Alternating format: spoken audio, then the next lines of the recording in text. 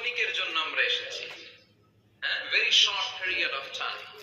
আসল সময় শুরু হবে সেদিন, কিয়ামতের দিনটাই, যেদিন আমরা উলঙ্গ হয়ে দাঁড়াবো।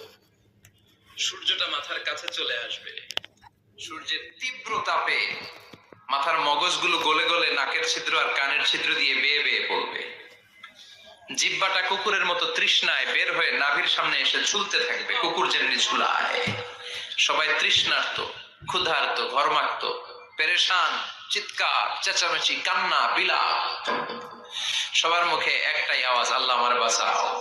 রব্বুল আলামিন বলেন, ওই কঠিনতম দিনে যদি বাঁচতে চাও, দুনিয়ার মায়াকে ভুলে যাও, আখিরাতের জন্য প্রস্তুতি নিয়ে ফেলো। বাল তুসিরুনাল হায়াতাদ দুনিয়া ওয়াল আখিরাতু খায়রুন ওয়া আবকা। তোমরা এই দুনিয়ার জীবনটারে অনেক বড় মনে করো এটাই আসল। আল্লাহ বলে এটা আসল না, এটা নকল। আসল হচ্ছে আখিরাত, ঠিক কি না? এই দুনিয়ার জীবন হলো অস্থায়ী, আখিরাতের জীবন হলো চিরস্থায়ী জীবন। এই দুনিয়ার জীবনটা উত্তম নয়, আখিরাতের জীবনটা উত্তম। কার কথা? বাল তুসিরুনাল হায়াতাদ দুনিয়া। তোমরা এই দুনিয়ার জীবনকে বড় মনে করো, দুনিয়া দুনিয়া করো। তোমরা আব্দুল্লাহ না হয়ে আব্দুদ দুনিয়া হয়েছো, আল্লাহর দাস হও নাই, দুনিয়ার দাস হয়েছো। তোমরা দুনিয়া দুনিয়া করো, দুনিয়াটা ক্ষণস্থায়ী, চিরস্থায়ী হচ্ছে আখিরাত। কার কথা? এজন্য আল্লাহ বললেন, ওয়ালাল আখিরাতু খায়রুল লাকা মিনাল উলা।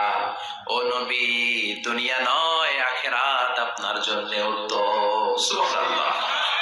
আখিরাত এটা সেরা, এটা স্থায়ী, এটা উত্তম, দুনিয়াটা নয়।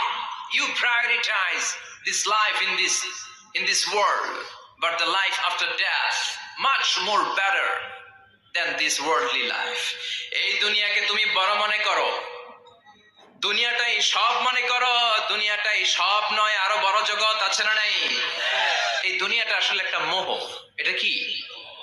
একটা খেলার মধ্যে আমরা পড়ে আছি, মোহাচ্ছন্ন, লোভাতুর হয়ে আছি। চাকচিক্যময় দুনিয়া দেখে এর পরীক্ষার ভেতরে পড়ে আখিরাতকে আমরা ভুলিয়ে গিয়েছি।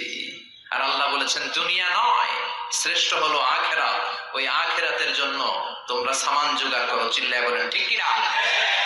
আবার আল্লাহ বললেন, এই দুনিয়ার জীবনটা হলো মাতাউল গুরুর, ওয়া মাল হায়াতুদ দুনিয়া ইল্লা মাতাউল গুরুর। দুনিয়ার জীবনটা হলো সাময়িক ভোগের সামগ্রী, সাময়িক ভোগের বিষয়।